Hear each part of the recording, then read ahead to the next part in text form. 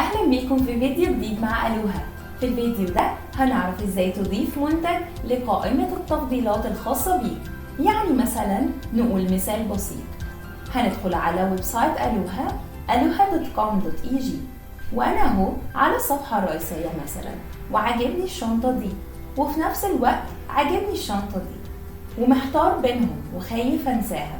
انت بتتفرج عادي من بره على الصفحة من غير ما تدوس على كل منتج لوحده وتدخل جوه التفاصيل. كل اللي عليك تقف عليها بالماوس اهو زي ما هنعمل كده، وهتلاقي ظهر لك من الجنب 3 علامات.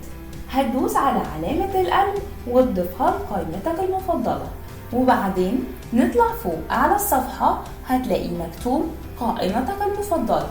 هتدوس عليها وهتلاقي كل المنتجات اللي انت بتدور عليها، وتقدر تخليها كمرجع ليك وتقرر هتختار تطلب ايه. وبكده نكون خلصنا الفيديو بتاعنا. شكرا ليكم واستنونا في فيديو جديد من فيديوهات ألوها لتقديم وتوصيل أفضل تجربة شراء لك دائما.